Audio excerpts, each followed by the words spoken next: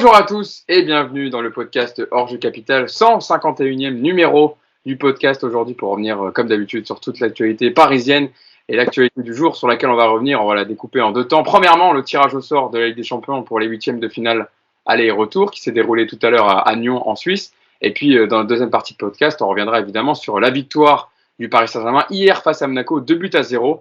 Et on commencera évidemment avec l'actu la plus chaude, le tirage au sort des huitièmes de finale de Ligue des Champions. Et pour m'accompagner, pour parler de ces bons sujets, tout d'abord, Mousse qui est avec nous. Mousse, comment vas-tu ? Salut Hugo, salut les gars. Bah écoute, ça va bien. On vient d'assister au tirage avec une légère polémique, on va en parler, mais sinon le tirage était plutôt pas mal. Ouais, petite polémique par rapport au fait qu'au moment de tirage de la boule de Manchester United, on va en reparler tout à l'heure, mais effectivement, ça pourrait être du coup au tirage refait par rapport au possible scandale. C'est les journalistes anglais, c'est surtout outre-Manche que ça fait scandale. Donc à voir, je vous tiens évidemment au courant parce que je laisse le fil Twitter à côté de moi pendant le podcast. Yacine Amned également qui est avec nous. Ça va Yass ? Salut à tous, ouais, ça va, merci. Bon ouais, c'est vrai, petit scandale, mais bon, Man United, nous, supporters parisiens, on prend. Hein. Ah bah, je pense que c'est eux qui sont dégoûtés d'avoir tiré Paris, et c'est eux qui vont tout faire pour que ça se refasse. Mais pas petit scandale, très grand scandale, faut le dire la vérité. Ouais, gros scandale, parce qu'en plus, c'est par rapport aux images que l'UEFA a postées que les journalistes anglais, certains journalistes anglais ont repris les images mis en direct, et qu'ils ont regardé par rapport au moment de mettre les boules dans le pot pour le tirage d'Atlético, que la boule de Manchester United n'a pas été ajoutée au pot. Et donc, ça fait grosse polémique. Ils étaient quand même plus doués dans la tricherie avant, je trouve. Les boules chaudes, quand on Ça les passait le avant au micro-ondes, je sais pas, on les mettait dans un espèce de seau. Voilà. Ah, c'était moins flagrant, on va dire. Et enfin, pour terminer là-bas, Nicolas Puravo. Comment ça va, Nico ? Ça va bien. Bonjour à tous. Beau tirage au sort, effectivement. On voit bien. Et juste, faut savoir, ça fait une semaine qu'ils s'entraînent pour le tirage à l'UEFA, qu'ils répètent, qu'ils expliquent bien à tout le monde comment ça se passe. Donc, ça a été efficace, encore une fois. Et en plus, pour aller dans ton sens, Nico, il te donne 50 000 règles au début du tirage. Et au final, c'est très simple. Enfin, il y a juste les équipes que tu as eues dans ton groupe. Enfin, le premier ne peut pas tirer le deuxième de sa poule et ne peut pas affronter un club du même pays. Donc voilà, ils iraient plus vite à dire ça, mais bon, il y a toujours 50 règles particulières. Après, tu as effectivement, en fonction des premiers matchs qui sont tirés, tu as effectivement, pour éviter d'avoir en fin de tirage des tirages impossibles justement par cette règle de non-pays ensemble ou de premier versus deuxième, tu as effectivement des ajustements en cours de tirage. Enfin, ça donne surtout effectivement la confirmation qu'il serait vraiment temps de passer au tirage intégral une fois pour toutes en huitième. Oui. Ça réglerait tous les problèmes et ce serait en plus tellement plus intéressant pour tout le monde. Effectivement. Tirage intégral, c'est-à-dire que les premier versus deuxième, voilà, terminé. Et quels que soient les pays, on s'en fout. D'accord, ok. Ouais, qui fasse plus de distinction entre club français, club du même pays, etc., etc. Bon, en tout cas, Nico, j'avais refait des podcasts avec Yacine et Mousse récemment, mais toi, ça faisait longtemps, donc ça me fait plaisir que nous refassions un podcast ensemble. Voilà, j'ai été un peu absent ces derniers temps, mais voilà, ça me fait plaisir de te revoir, Nico. Pareil. On va commencer du coup, je vais quand même vous donner, pour l'instant, en attendant qu'il soit retiré au sort, le tirage intégral de ces huitièmes de finale donc, de Ligue des Champions. Il y aura les matchs allés le 15 et 16 février, le 22 et 23 février, et puis les retours le 8 et 9 mars, et les 15 et 16 mars. Donc, les affiches de ces huitièmes de finale de Ligue des Champions, Benfica, Real Madrid, Villarreal, Manchester City, le très entaché Atlético de Madrid, Bayern Munich pour l'instant, Salzbourg, Liverpool, Inter Milan, Ajax, Sporting, Juventus, Chelsea, Lille. Du gros quand même pour Lille. Bon, nous on fait un podcast pour débriefer le tirage au sort du PSG, mais les supporters lillois ils ont du souci à se faire parce qu'ils ont eu le pire tirage, je pense. Et donc Paris Saint-Germain, Manchester United pour la dernière affiche de ces huitièmes de finale Ligue des Champions. Donc voilà, je vous ai expliqué tout à l'heure pourquoi il y avait un scandale au moment de tirer le Bayern pour l'Atlético. On le voit sur les images postées par l'UEFA en direct. La boule de Manchester United n'était pas présente dans le pot alors que c'était un tirage possible. Donc on parle de tirage qui devrait être fait, en tout cas outre-Manche, pas mal de réactions quant au fait que le tirage n'a pas été très clair. Mais nous, on va s'attarder évidemment sur l'affiche Paris Saint-Germain-Manchester United en attendant. Donc, troisième affrontement sur les 4 dernières saisons. Il y a eu 2 victoires pour le Paris Saint-Germain, 2 victoires Manchester United. Ce sera des retrouvailles, puisque donc, je vous disais, les clubs sont affrontés régulièrement ces dernières années. Il y a 2 ans, c'était en phase d'élimination directe en huitième de finale, on s'en rappelle, avec cette fameuse main de Kimpembe dans le temps additionnel qui avait coûté le match au Paris Saint-Germain. Et puis la saison dernière, les 2 clubs s'étaient affrontés en poule. 3-1 pour le PSG à Old Trafford et 2-1 pour Manchester United au Parc. Mousse, Qu'est-ce que ça t'inspire, cette affiche Paris Saint-Germain-Manchester United? Il y a aussi le duel, on en parlait tout à l'heure, entre les deux meilleurs joueurs du monde sur la dernière décennie, Messi et Ronaldo aussi. Mais au-delà de ça, comment tu vois cette affiche, toi? Bah, pour être honnête, je pense que ça concernera tous les supporters du PSG. Quand on a vu qu'on évitait justement les autres clubs anglais dont on avait peur, c'est-à-dire Liverpool et Manchester City, bon, bah, je pense que pour nous, c'est un bon titre. City, c'était impossible, comme ils étaient dans le groupe. Ah oui, c'est vrai, non, je suis bête. Oui, oui. Liverpool. Non, Surtout, fallait éviter le Bayern et Liverpool, quoi. non, tu as raison, oui. Parce que, en fait, moi, sur le tirage, je voulais absolument éviter Liverpool et le Bayern Munich. Voilà, c'est ça. Ouais. J'ai mis Manchester City, alors que oui, c'était pas possible. Mais en termes de club anglais, celui qu'il fallait éviter, évidemment, c'était Liverpool. Chelsea étant deuxième de son groupe, il y avait peu de chances de les croiser. Écoute, encore une Il fois. va être refait le tirage, c'est sûr. Parce qu'il y a un problème avec Lille aussi. Ah bon? Apparemment, il n'y avait pas la bonne boule non plus pour Lille. Il n'y avait pas le Sporting pour Lille aussi, apparemment. Ils ont fait n'importe quoi. D'accord, ok. Donc là, ça voudrait dire que, ouais, retirer. Enfin, mais du coup, alors, comme je disais tout à l'heure, il y a le tirage aussi. Ouais, là, je viens de lire une info. L'UEFA serait sur le point d'accepter de refaire le tirage au sort, annonce Rodrigo Faez, un journaliste espagnol, à ESPN. Du côté de RMC Sport, il est annoncé qu'une décision sera prise après la fin du tirage de Ligue Europa, voire après celui de la Conference League. Parce qu'évidemment, il y a des autres tirages aussi à faire. Lille, ouais. Mais c'est obligé parce que Lille pouvait être un adversaire potentiel du Sporting et ils n'ont pas été pris non plus. Ils ont fait n'importe quoi. Tout est faux, en fait. Je peux vous donner une affiche, je viens de voir pour l'Europa League. Barcelone-Naples, en 16e de finale sur l'Europa League. Assez sympa pour le FC Barcelone, ce tirage au sort. Maradona qui va flotter sur cette rencontre. Diego. Ouais, mais du coup, je vous demande quand même votre avis en attendant de savoir quand même si ça va être refait. Mousse, t'avais pas terminé, Mousse, sur Non, Manchester. parce que Nico, Nico avait donné une information qui était importante. Et du coup, c'est vrai que analyser ce tirage, alors que ça se trouve d'ici une heure et demie, il y aura peut-être un autre tirage. Parce que là, honnêtement, ça a l'air de faire tellement de bruit que. Alors au début, moi, avant qu'on débute le podcast, on en parlait en off et je disais à Yacine que c'était impossible qu'il le refasse parce que l'UEFA, etc., machin, comme d'habitude. Mais en fait, Yacine avait raison parce qu'il nous disait que sans doute ça serait refait après les tirages de Ligue Europa et de Conference League. Donc c'est vrai que avec tout le bruit que ça fait, que ce soit en Angleterre, ici, partout, je sais pas si on peut faire un débrief de ce tirage alors qu'il est quasiment acté maintenant que le tirage sera refait. Donc je sais pas s'ils vont tout refaire depuis le début, je sais pas comment ça va se passer. Donc je sais pas ce qu'on fait, messieurs, si on attend un peu. De toute façon, ils sont obligés. Ils sont obligés de tout refaire parce que même si les deux premiers étaient tirés avant les erreurs, en fait, un tirage, ça se fait intégralement. Donc, tu es obligé. Tu peux pas dire, par exemple, à partir du 4e match, on a fait une erreur, on tire les 4 derniers, c'est pas possible. Donc, ils sont obligés de tout refaire. Et évidemment que, comme c'est de toute façon notre vie, le Bayern. Le meilleur tirage, c'était bien United ou la Juve. Et évidemment, vous pouvez le noter tout de suite, qu'on va se taper Liverpool ou le Bayern. Merci pour tout. Merci à l'UEFA d'être aussi incompétent. Et évidemment, on peut annoncer que Lille va tirer Villarreal, par exemple. Et là, j'arrête pas de voir des tweets des supporters parisiens qui disent le tirage va être fait et Paris va se taper le Bayern, c'est écrit. Hein, donc, c'est sûr. C'est quoi, Yacine? De toute façon, c'est notre vie. Les gars, en attendant que ça sorte, est-ce qu'on on peut parler du match et puis on verra ensuite. Oui, on va voir. On s'adapte dans le podcast. On est là, on est présent. On va regarder ça bien sagement. Et en attendant, on va parler du match d'hier parce que voilà, le Paris Saint-Germain s'est imposé 2-0 face à Monaco. Un doublé de Kylian Mbappé à la 12e minute sur penalty, puis à la 45e a permis donc au PSG de s'imposer face à l'AS Monaco sans être une nouvelle fois impressionnant. Mais en attendant, au classement, le Paris Saint-Germain est leader avec 13 points d'avance sur son dauphin, l'Olympique de Marseille, à 32 points. Rennes suit ensuite pour le podium, 31 points, et Nice est 4e avec 30 points. Yacine, toi qui étais au stade, pas brillant mais solide, voilà, j'ai noté quelques petites infos positives. 6e clean sheet de la saison. On va dire qu'en deuxième période, ils n'ont pas trop subi, contrairement à la première. C'est toujours pas génial, mais tu as 13 points d'avance sur le deuxième. Toi, ton œil vu du stade, comment tu as vécu ce match? Est-ce que c'était aussi pauvre collectivement que nous, ce qu'on a vu devant notre télé? Non, la deuxième mi-temps, franchement, elle était bonne. Et ah non, attends, je confonds avec mes U18 parce que j'ai vu mes U18 et ils ont fait un vrai match de foot. Ils ont fait un vrai match de foot et Je me suis dit, il est sérieux ou quoi lui Non, je le connais par cœur quand il a commencé Non, mais parce que tu sais, à un moment, il avait l'air sérieux, donc je me suis dit, attends. Désolé. Non, mais Je le connais, je voulais je- parler de foot. Oui. Donc, j'allais parler de mes 18, mais je vais parler du PSG. Non, évidemment, ils ont joué 7 minutes 30 en tout.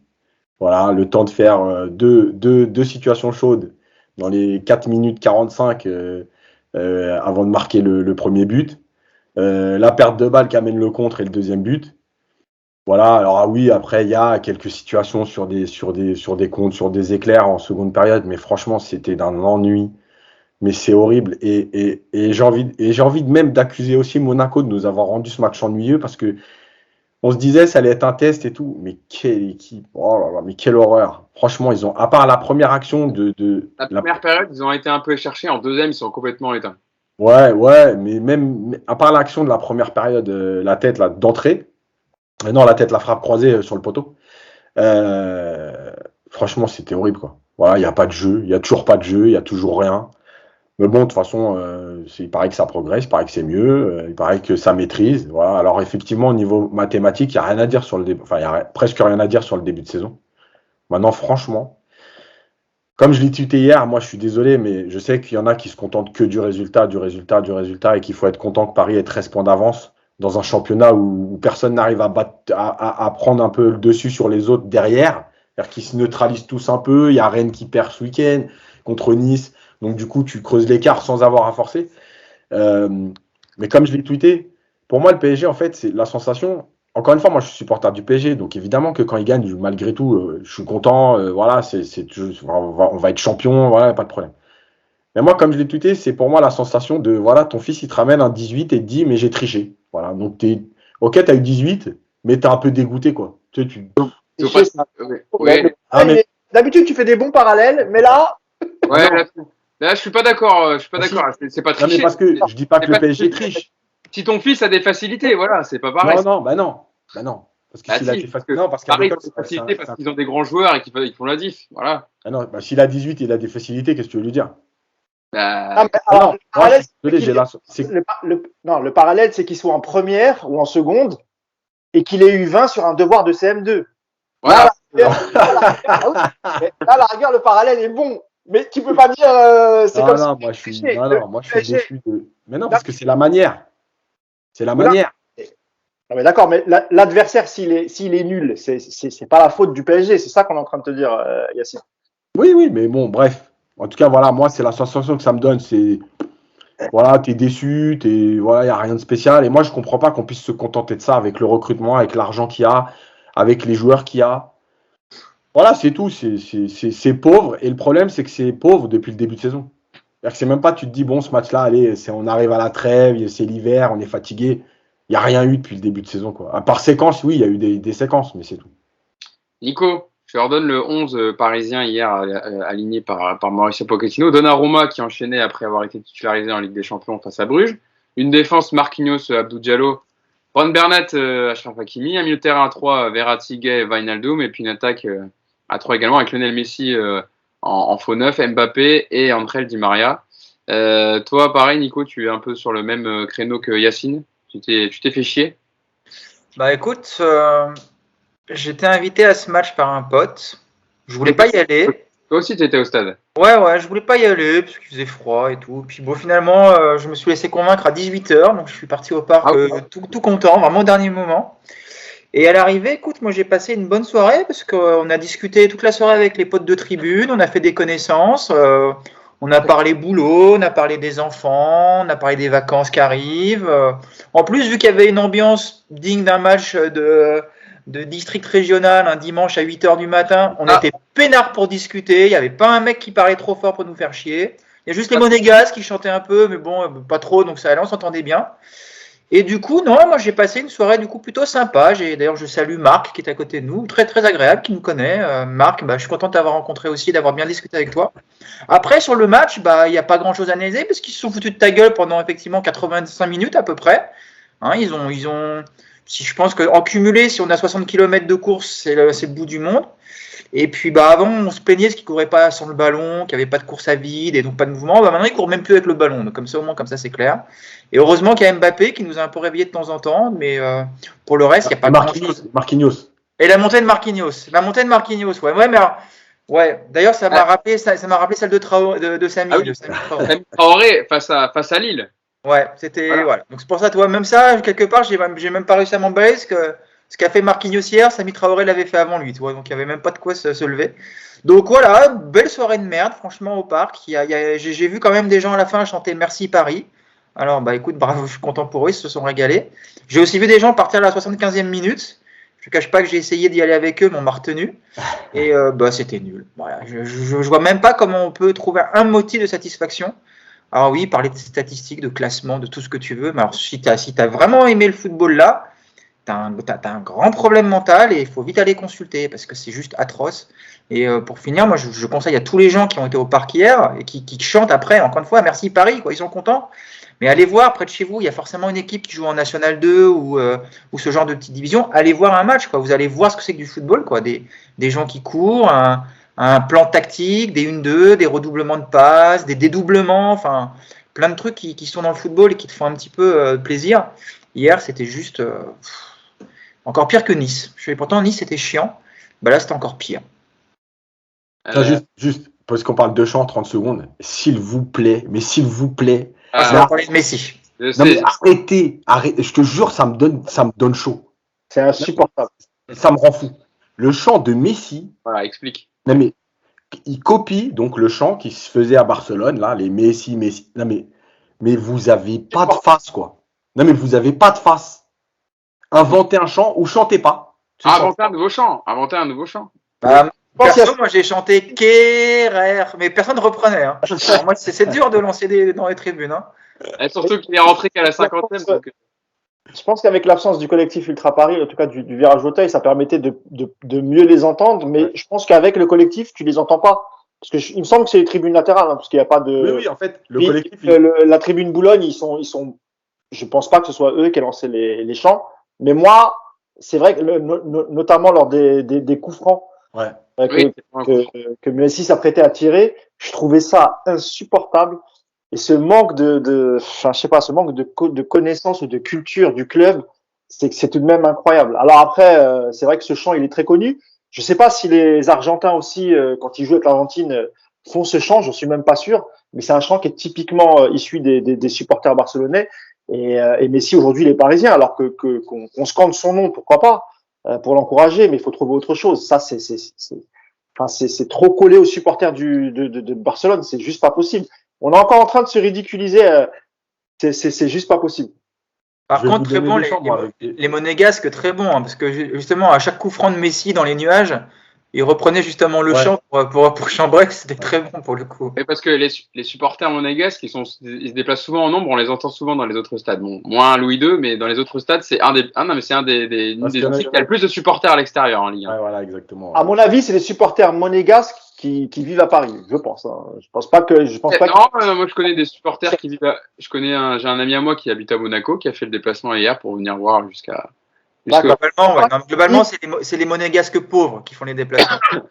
les monégasques riches, eux, ils restent chez eux, ils viennent pas. Donc c'est les mecs qui habitent à Nice, à Cannes. Bon, et toi, Mousse, est-ce que tu as quelques motifs de satisfaction ou tu es sur la même ligne que Nico et Yacine? Peut-être un peu la pelouse, le numéro doré sur le maillot, je trouvais ça pas mal. Ah oui, pas mal, pour rendre hommage au Ballon d'Or de Messi. J'ai oublié, il y a eu la Golden Bar à la mi-temps qui est revenue, c'était vachement bien ça. Super animation.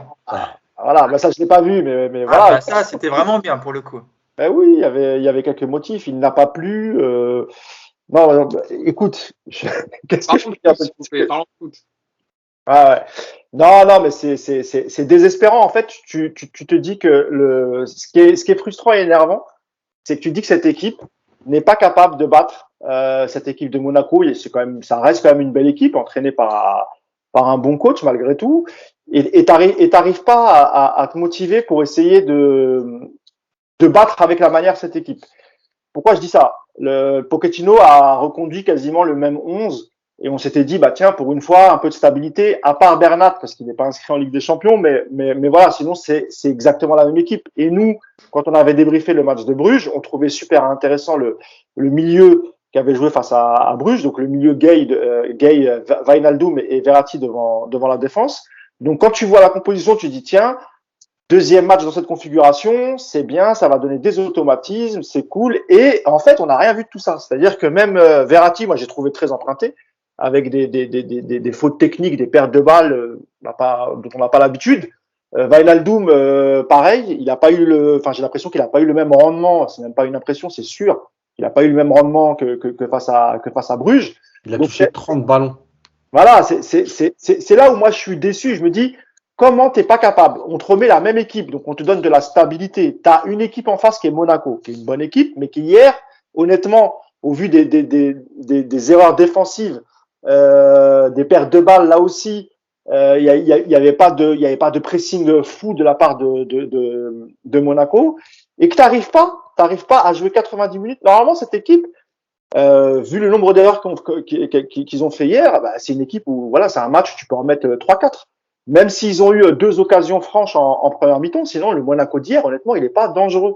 Et ce qui est frustrant, c'est que t'es pas capable d'enchaîner 2 bons matchs. Même si Bruges, t'as qu'une mi-temps, c'était une très bonne mi-temps. Et là, on s'est dit, bon, c'est la même équipe, on va essayer peut-être revoir la même chose. Pas du tout. On n'a rien vu de tout ça.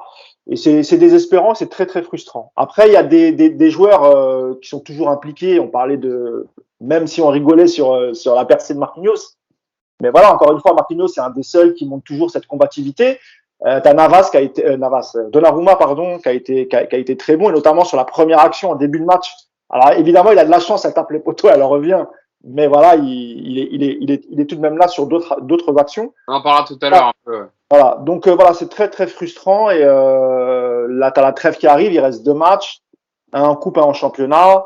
Ensuite, tu vas perdre des joueurs qui vont partir à la CAN. Bref, février, Ligue des Champions, t'as perdu Neymar, etc. Tout ça ne sent pas très bon. Voilà. Petite info que je vous donne par rapport au tirage au sort sur les huitièmes de finale de Ligue des Champions. Je vous lis le tweet. Les dirigeants du Real Madrid ont averti l'UEFA que si le tirage au sort devait être refait, la rencontre Benfica-Real Madrid doit être maintenue car la bourde a eu lieu après la désignation de l'affiche. Donc eux, ils perdent pas le nord quand même. Hein. Ils veulent garder leur petit Benfica pour passer tranquille en quart de finale. Bon voilà, en tout cas le Real qui va déjà, Florentino Pérez qui va déjà user de son poids pour garder son. Mais, sauf que Hugo, il a plus de poids depuis la Super League et je crois pas que lui soit à même de mettre une pression quelconque sur l'UEFA après la déroute qu'il a subie avec la Super League. Donc, je suis pas sûr que ce soit que Pérez. Voilà. Bah là, par contre, l'UEFA, faut se méfier. Une bataille d'avocats apparemment entre l'Atlético Madrid, etc., le Bayern. Ça commence un peu à partir en vrille. Le tirage va être refait parce que justement pour éviter tout ça, il va être refait dans son intégralité. Moi aussi, je vois des messages qui arrivent. A priori, voilà, ça va sans doute se faire, comme tu l'as dit, Yacine, hein, peut-être après les tirages de la Ligue Europa et de la Conference League. On suit ça. Il y a le Barça aussi. Le Barça demande à ce qu'on rejoue les poules de la Ligue des Champions. Nico, il pourrait la rejouer 15 fois la poule, je suis pas sûr qu'il passe rien. Alors, je fais juste une aparté, Hugo, si mes camarades Yacine et Nico, parce que toi, je crois qu'Hugo, ce sera peut-être pas possible, mais bon, s'il y a un tirage, peut-être si vous êtes disponible un peu plus tard, on pourra refaire au moins un petit quart d'heure, 20 minutes pour débriefer le tirage. À la limite, demain, peut-être, ou voir peut-être en attendant, parce que si l'heure ce soir, on verra en fonction des disponibilités de chacun, mais évidemment, on refera un podcast à côté sur le tirage quand même pour débriefer tout ça. Surtout qu'on va prendre le Bayern ou Liverpool, donc il y aura des choses à dire quand même. Autre petit sujet quand même par rapport au match d'hier, s'il y en a bien un qui a répondu présent et qui est vraiment le patron de l'équipe, c'est Kylian Mbappé. Yacine, un doublé hier. Il a marqué ses 8e et 9e buts en Ligue 1, 2 tirs de but. En tout cas, sur les actions qu'il a eues, il a été clinique, il a été très bon, Mbappé. Sur ses actions. Sur ses actions. Ouais, il a marqué les 2 buts qui font la différence, c'est clair. Le deuxième est très beau d'ailleurs. La passe de Messi, lui qui fait le petit contrôle pour s'ajuster, il y a une petite fenêtre de tir et il la place parfait. Le deuxième est très beau quand même. Parce qu'en plus, le tirage est refait entièrement à 15h au cas où. Voilà. Ah, Euh, bonne info, bonne info. Bon, bah, ok. voilà. Non, mais en fait, il a réussi un contrôle de la semelle. Donc évidemment, il a réussi un contrôle de la semelle sur le but. Donc évidemment, il y a des gens qui m'ont tweeté parce que, comme je répète souvent que je déteste ces contrôles, ben voilà. Et il en a réussi le premier sur 50, donc c'est bien. Mais en fait, le problème avec Mbappé, c'est que c'est le seul danger de l'équipe. Quand il y a certaines actions où effectivement il fait des différences énormes, mais je suis désolé, si tu analyses le contenu de son match, il n'est pas bon. Il y a des mauvais choix, il y a des mauvaises passes, il y a des fois il n'est pas concerné du tout. Maintenant, le truc, c'est qu'en fait, il est tellement aujourd'hui au-dessus des autres, il fait tellement de différences et c'est lui qui te permet malgré tout de prendre beaucoup de points que parler de son contenu, en fait, si tu le critiques lui, les autres, je sais pas qu'est-ce qu'on va pouvoir en dire. C'est-à-dire que c'est plus des critiques, on va les fusiller. Donc, c'est toujours la limite. Moi, tu sais quoi? J'allais tweeter pendant le match, vers la 25e, j'allais tweeter, voilà, il y en a qui pensent que j'aime pas Mbappé, mais moi, le Mbappé que j'aime, c'est celui-là. Celui qui prend la balle pour aller faire mal, etc. Et au moment où j'allais tweeter, premier ballon qui touche, au moment de mon tweet, il commence ses dribbles sur le côté, bidon, il perd le ballon. Deuxième ballon, il ralentit l'action, il s'arrête. Je me suis dit, bon, ok, laisse tomber. De toute façon, il n'y a rien à tweeter. De toute façon, ça va partir en vrille ce match. Donc voilà. Et le problème, c'est ça, c'est que moi, j'aimerais le voir faire ce qu'il a fait en début de match quand il veut faire mal, quand il joue simple. Le 1-2 avec Bernat, il est parfait parce qu'il vient se positionner où il faut et il joue en une touche. Voilà. Mais en même temps, qu'est-ce que tu veux faire? Le mec, il fait des différences tout le temps. C'est lui qui tient l'équipe. C'est lui qui est le danger numéro 1. Qu'est-ce que tu veux faire? Enfin, voilà, moi, je comprends aussi qu'ils se disent, bah, ce que je fais, ça suffit. Et puis, de temps en temps, bon, je fais un peu ce que je veux, je m'amuse. Voilà, je déconnecte du match, je m'en fous. De toute façon, quand il faut y aller, bah, à un moment donné, je ferai la différence. Tant que ça marche. Et je pense que le problème du PSG, il est là, en fait. Il est que, comme sur 3 minutes par mi-temps, tu arrives à faire des différences, bah, pourquoi faire plus, en fait? Sauf que tu vas le payer, encore une fois, comme on le dit tous les ans, plus tard, parce que tu ne seras pas prêt à faire plus. Voilà. Nico, toi aussi qui étais au stade hier par rapport au match de Mbappé, même sur les derniers matchs, c'est vrai que bon, dans le jeu évidemment qu'il y a du déchet, etc. Mais par rapport aux autres, par rapport aussi à Léo Messi, Neymar qui n'est pas là, Di Maria qui a fait un match brouillon hier, qui a forcé la passe sur Messi au détriment du jeu. Heureusement qu'Mbappé quand même devant le but, parce qu'on a souvent aussi reproché à juste titre ces dernières saisons qu'il avait un peu de problème de finition devant le but. Là, en tout cas, il a été clinique hier et il permet au Paris Saint-Germain aussi, c'est grâce à lui, en grande partie grâce à lui, que Paris a 13 points d'avance sur le deuxième.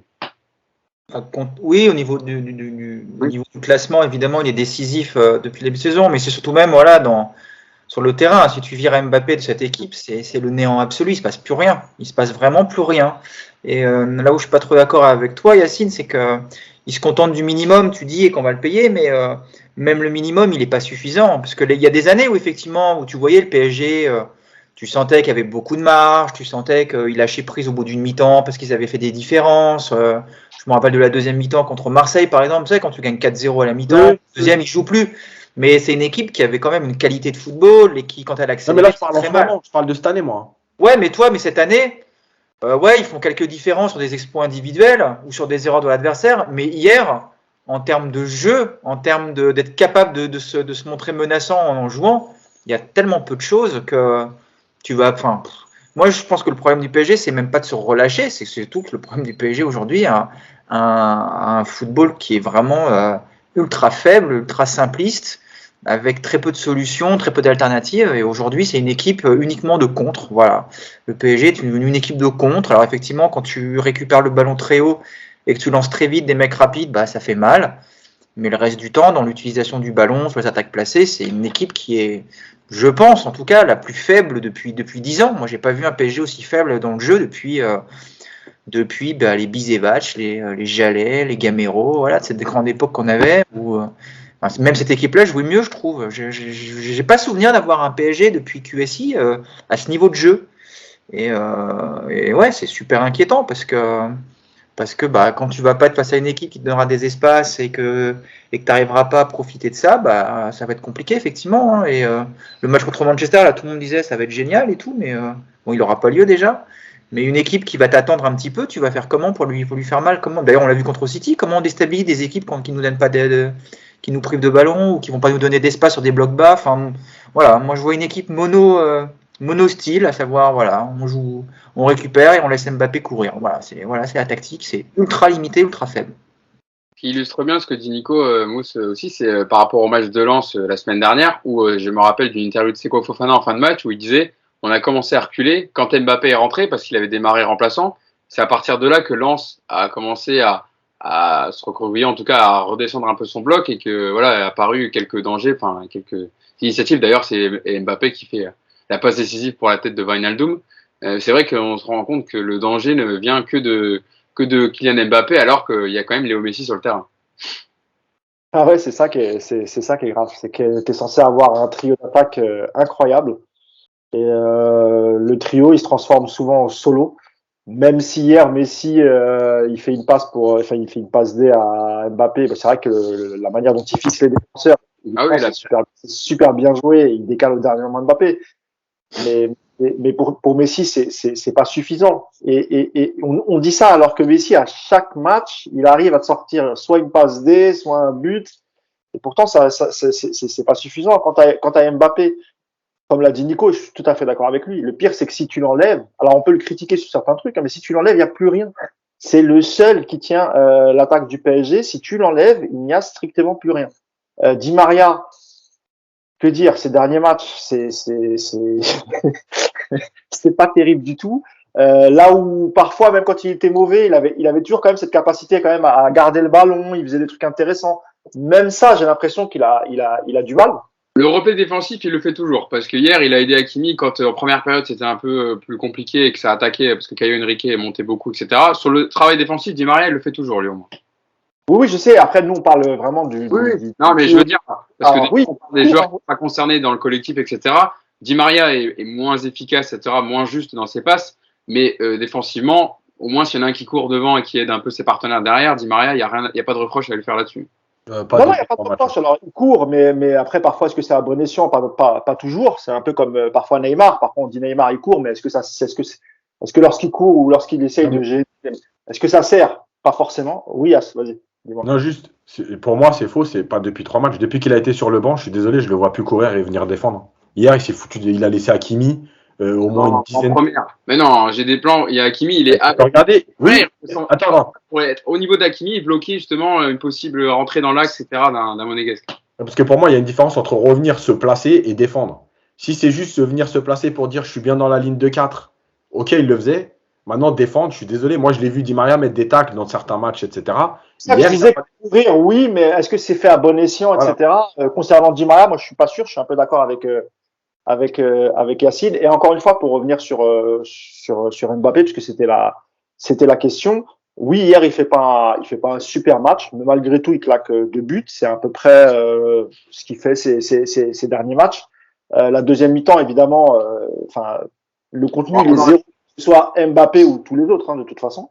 Après, là, je suis d'accord avec, là où je suis d'accord avec Nico, c'est que moi aussi, il m'a un peu agacé par moment, après avoir mené au score. Enfin, à partir du moment où il y a 2-0, c'est vrai que tu sens à Mbappé.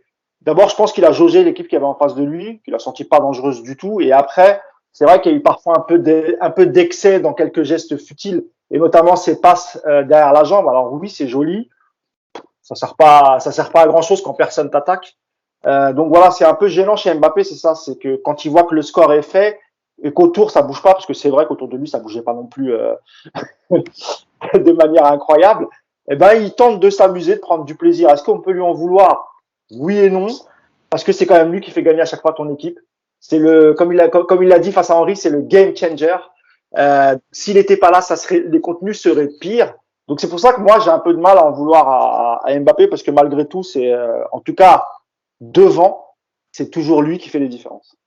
Info que je vous donne, l'UEFA a tweeté avec son compte officiel par rapport au tirage. Donc je vous lis leur tweet. Suite à un problème technique avec le logiciel d'un prestataire de service externe qui indique aux officiels quelles équipes sont éligibles pour s'affronter, une erreur matérielle s'est produite lors du tirage au sort des 8e de finale de l'UEFA Champions League. Et je vous lis le deuxième tweet. De ce fait, le tirage a été déclaré nul et sera entièrement refait à 15h. Voilà. Donc voilà. Donc pas de Benfica à Madrid, on garde parce que ça a été fait après. On refait tout le tirage à 15h.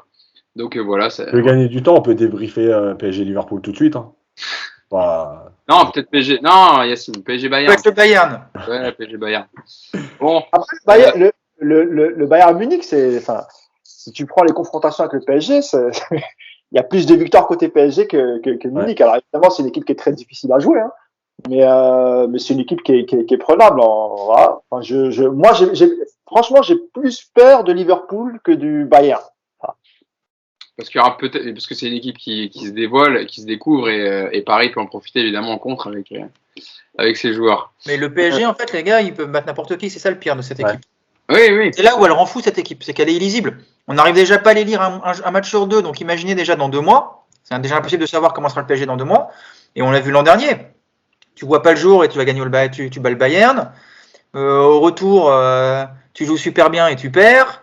Contre le Barça, tu fais un premier match monstrueux. Le deuxième, t'es en ABC du début à la fin et t'attends juste de se faire éliminer. Enfin, elle est illisible cette équipe, mais elle peut battre n'importe qui. Je pense qu'il n'y a aucun premier de poule qui veut tomber sur le PSG. C'est le pire tirage possible pour les premiers de tomber sur Paris. Et Chelsea, tu vas me dire. Ça c'est vrai. Ça c'est vrai que je pense qu'il n'y a aucune équipe, même parce que je pense qu'au plus si toutes les équipes européennes ne regardent pas toutes les prestations du PSG en Ligue 1, ils doivent regarder le classement. Ils disent Paris à 13 points d'avance. Ils voient la petite passe d'aide Messi dans les highlights d'hier. Mbappé qui a mis un doublé, ils doivent se dire tout va bien au PSG. Donc en vrai, je pense que toutes les équipes, personne ne va affronter le PSG. Heureusement qu'il y a des supporters comme nous pour regarder vraiment les matchs et le contenu des matchs et pour débriefer tout ça. Autre petit point sur le match d'hier, on a fini sur le cas Kylian Mbappé. C'est sur Marco Verratti qui hier était placé en sentinelle devant la défense, associé à Wijnaldum et Gueye. Yacine, vu du stade aussi, parce que on en parle parce que Mauricio Pochettino a dit hier au micro d'Amazon après match, son meilleur poste c'est sentinelle, et donc c'est là que je le mets en ce moment. C'est intéressant parce que ce changement d'avis, parce qu'on se rappelle qu'à son arrivée d'entraîneur argentin, Pochettino l'avait positionné en numéro 10. Vous vous souvenez contre Saint-Etienne. Revirement de situation, on va dire, parce qu'il a besoin d'avoir à ce poste dans les gros matchs pour les sorties de balles, aérer le jeu, parce qu'il voit bien qu'il y a des problèmes dans le jeu du Paris Saint-Germain. Tu penses que c'est ce changement de poste? Je pense qu'il y a de ça, c'est clair, mais ce que je pense surtout, c'est qu'il lui a fallu 1 an, donc c'est bien, au bout d'1 an, de se rendre compte que Marco Verratti est plus intéressant au poste de numéro 6. Bon, c'est pas comme si énormément de gens le disaient depuis à peu près 9 mois, mais bon, puisqu'il lui faut 1 an, de toute façon, il avait demandé du temps, donc 1 an pour voir Verratti, 8, 9, 10 mois pour se rendre compte que peut-être que le 3-4-3 serait peut-être intéressant. Voilà, il y a plein de trucs comme ça. Après, tranquillement, il ne faut pas être pressé. Il a demandé du temps, il est sous contrat jusqu'en 2023. Tranquille, voilà. Il découvre en ce moment que Verratti est donc plus un 6 qu'un 10. On va y aller par étapes. Hein. Moi, je ne veux pas être trop pressé, parce qu'après, on va dire que je tape sur Yacine, c'est le seul coach de l'RQSI qui l'a mis à ce poste. Oui, mais parce que après le truc, c'est que tu avais, par exemple, avec Emery, tu avais quand même Rabiot qui correspondait plus à ce poste-là, et Verratti en relayeur, un peu comme il faisait avec Mota. Après, Verratti avait aussi peut-être d'autres compétences à ce moment-là, ou un autre volume de jeu avant, qui lui permettait d'être mieux en 8. Peut-être aussi que le PSG avait des sorties de balles plus intéressantes quand il y avait Thiago Silva et tu n'avais pas besoin d'avoir un Verratti plus bas. Mais la vraie question, c'est pourquoi est-ce que lorsque Thiago Motta était en perte de vitesse, il était dans cette dernière année de contrat, et la question se posait déjà à l'époque quand on prend Lassana Diarra, etc. Pourquoi est-ce que est-ce que aucun coach à l'époque n'a eu l'idée de mettre Verratti en point de basse? Parce que moi, je pense, que moi, c'est mon avis, hein, je pense qu'en fait, la qualité de passe de Verratti, beaucoup de coachs ont essayé de l'amener plus haut. Emery aussi a essayé le Verratti en numéro 10. Donc je pense qu'ils se sont dit, avec cette qualité de passe, la façon qu'il avait de trouver des intervalles, de passer par-dessus la défense, mais sur des très petites distances, pas sur du jeu long à 60 mètres, ça les intéressait. Aujourd'hui, en fait, de toute façon, tu n'as plus ces joueurs-là. Donc la première idée de Paris, vu que tu joues en plus beaucoup plus bas, c'est de te dire comment déjà je vais sortir le ballon à 30 mètres de mon but. Et en fait, il n'y a que lui. Je pense que la position du bloc aussi, sous Emery, sur Tourelle, même sous Blanc, elle est 30 mètres plus haut. Donc automatiquement, tu n'as peut-être pas besoin de Verratti aussi bas. Je pense qu'il y a une question d'équilibre avec le bloc. Aujourd'hui, nous on le répète depuis le début de l'année, le seul qui permet au PSG, quand il est en bloc bas, de sortir des pressings, c'est lui. Donc, Je pense que là, c'est plus aussi une question d'ajustement par rapport à où tu joues, avec cette défense qui joue plutôt bas, de se dire, voilà, c'est ce rôle-là. Après, il y a évidemment aussi le fait que Paredes réponde pas forcément présent dans les gros matchs à intensité, que Danilo, c'est une déception, ou en tout cas, il correspond à un style de jeu. Finalement, tu n'as pas non plus 50 choix, quoi. En fait, Nico, c'est vrai que en fait, tu te rends compte que tu peux pas associer Paredes et Verratti déjà dans l'entrejeu parce que tu aurais deux joueurs à peu près du même profil et niveau course et intensité, bon voilà, on connaît. Donc en fait, nouveau privilégié évidemment Marco Verratti qui est titulaire indiscutable dans cette équipe et le mettre dans ce poste de sentinelle pour ressortir les ballons, etc. et aérer le jeu parce que ce PSG en manque cruellement, quoi. On a vu avec Paredes qui a du mal à répondre présent, Danilo qui voilà, comme disait Yacine, est fait pour on va dire, une catégorie de match où il faut défendre, récupérer des ballons et la donner juste rapidement, mais pas faire le jeu, peut-être, ou c'est plus de la transition. Là, quand tu as le ballon, la majorité du temps, il faut mieux avoir peut-être Verratti en sentinelle. Je suis pas sûr parce que le Verratti en sentinelle, ce que tu gagnes sur la relance avec la défense, tu le perds avec l'orientation du jeu un peu plus haut aussi, tu vois. Donc c'est pas évident. Moi, je pense que Paredes dans ce rôle-là, il est très bien. Le souci, c'est qu'il lui faut du temps, on le sait. Donc, il y a des matchs où ça ne marche pas. Mais quand tu as des adversaires qui te laissent du temps, je trouve que Paredes en sentinelle avec devant lui un duo, par exemple Gay-Verratti, pour moi, c'est une combinaison qui peut également fonctionner. Mais de toute façon, Verratti, c'est un problème parce que tu peux de toute manière pas construire sur la durée avec un mec qui est absent autant. Voilà, ça c'est un vrai problème aussi. Tu vois, donc aujourd'hui, Verratti, effectivement. Tu sens que c'est le seul mec au milieu qui te fait du bien, mais la question c'est combien de temps il va être là. Et puis quand tu élargis un peu, donc si je résume bien, donc le seul devant qui est capable de porter l'équipe c'est Mbappé, le seul derrière c'est Marquinhos, et au milieu c'est Verratti. Donc en gros le PSG c'est 3 joueurs. Plus allez, je rajoute un gardien. Voilà, le PSG aujourd'hui peut se reposer sur 4 joueurs. Donc encore une fois c'est inquiétant pour la suite. Et le cas Verratti, moi je trouve qu'il symbolise bien les hésitations de Pochettino et cette espèce de traversée du désert tactique qu'il nous fait depuis un an. Savoir que voilà, on voit qu'il ne sait pas le mettre tout simplement. Il hésite, il cherche encore. Au début c'est 10. On l'a vu contre Bruges, contre Lens, Verratti, il a fait, à part la défense, il a fait tous les postes possibles sur le terrain. Donc tu sens que c'est un problème Verratti, tu ne sais pas le placer. Et moi quand même je trouve dommage de se priver de lui plus haut parce que comme tu dis, sa qualité de passe, elle est quand même au-delà de la moyenne. Et je pense que pour le coup, un mec comme Paredes, il est assez capable quand même d'assurer des relances, surtout dans des matchs comme hier où tu n'as pas un pressing de dingue. C'est vrai que contre City et Paredes en sentinelle, c'est pas possible. On l'a vu, il étouffe le pauvre. Mais justement, dans ces matchs-là, il faut peut-être aussi se poser une question. Est-ce que le PSG a actuellement les moyens de jouer comme on aimerait qu'il joue contre ces grosses équipes-là ? Et pourquoi pas tout simplement une bonne fois pour toutes accepter que c'est une équipe, comme je disais tout à l'heure, de contre, de transition rapide. Et dans ce cas-là, tu fais un gros bloc et puis tu mets 2-3 mecs devant et puis tu balances des briques. Hein. De toute façon, le PSG, c'est comme ça que ça va finir dans les gros matchs parce que ça avait été comme ça contre le Bayern, ça avait été comme ça même à Barcelone. Moi, j'avais trouvé, voilà, c'est une équipe qui est juste bonne quand elle est le bas, c'est qu'elle balance des briques devant. Donc, acceptons-le une bonne fois pour toutes. Et voilà. Dans les matchs plus faciles, par contre, je te dis, ouais, Verratti, moi, je le mettrais un cran plus haut quand même, mais pas en 10 non plus, évidemment. Et Mousse, on se pose aussi cette question parce que si Nico, je te dis, on pourrait mettre Verratti un cran plus haut pour aérer le jeu, et sortir en tout cas, et permettre de faire le lien entre le milieu et l'attaque devant. C'est aussi parce que Wijnaldum ne répond pas présent dans ce milieu-là, à 3, qui a été recruté aussi pour ça, dans ce poste de numéro 8, et qu'il est... alors, il marque quand même un peu...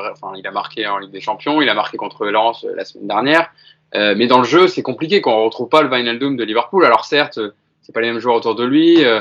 j'ai vu qu'il en avait parlé en interview, il avait du mal à se positionner dans cette tactique du Paris Saint-Germain, en tout cas sur le terrain. Donc, à voir. J'ai vu même des rumeurs qui parlaient qu'il voulait retourner en Angleterre dès ce mercato d'hiver.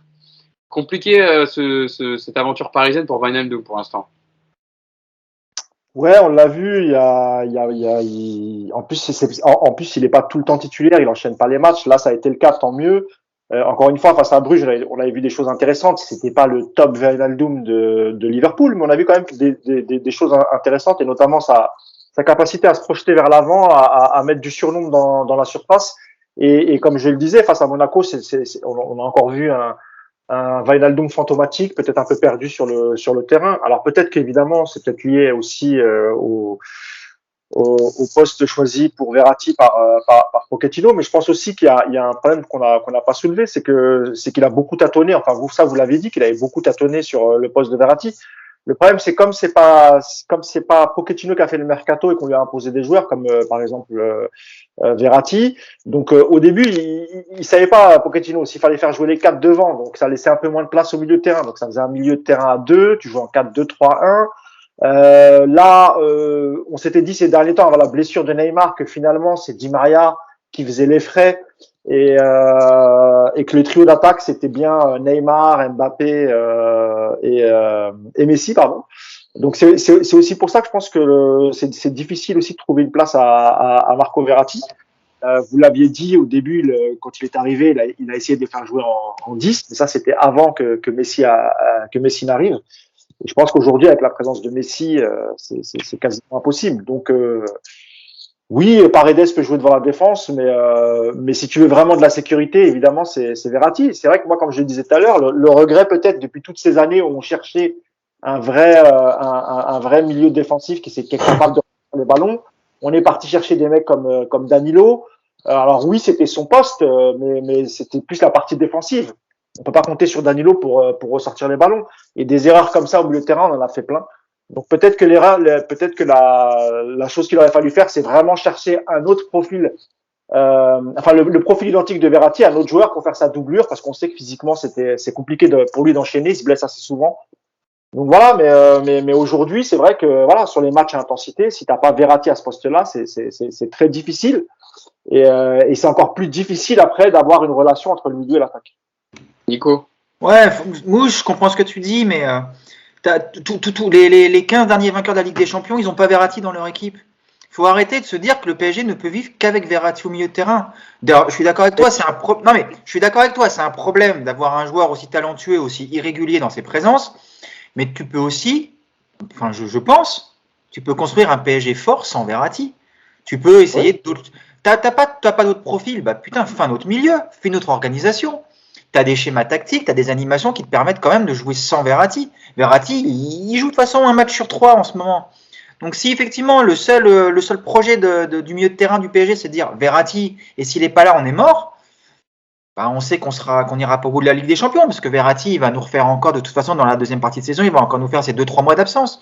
Donc, c'est pour ça que je t'ai parlé de gestion, de la mauvaise gestion, Nicolas. Je vais dans ton sens, en fait. C'est-à-dire que on a toujours voulu garder au PSG Verratti. On le vend pas.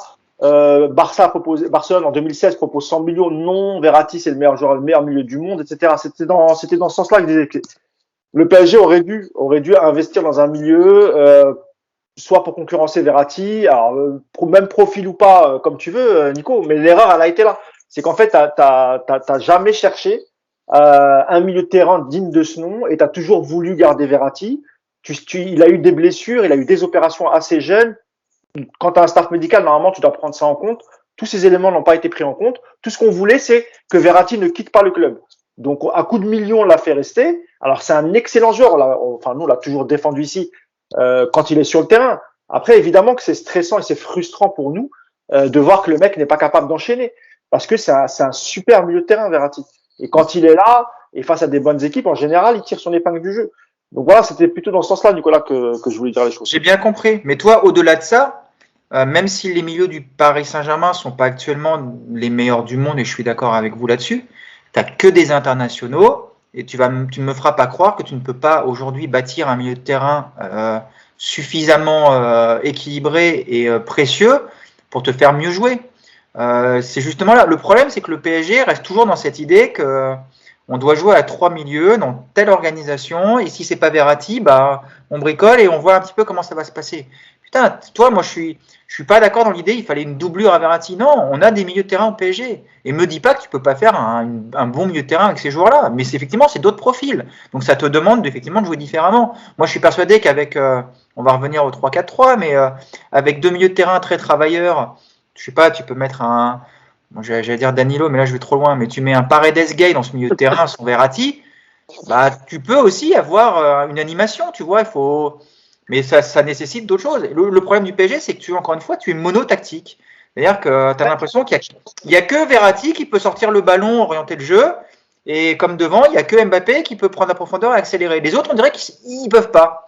Donc effectivement, tu te fous dans la merde. Donc mais putain, t'as quand même un effectif. T'as que des internationaux, quoi. Faut pas déconner, quoi. Nico, après, c'est le manque de courage aussi de certains coachs qui ne prennent pas de décisions aussi. C'est aussi ça. Oui, mais tu vois, ce que je veux dire, c'est pas que Verratti. C'est pas que Verratti. Regarde, Wijnaldum, tu me dis, ouais, c'est décevant, mais Wijnaldum, putain, le mec, il cartonne avec les Pays-Bas, il a été titulaire avec Liverpool.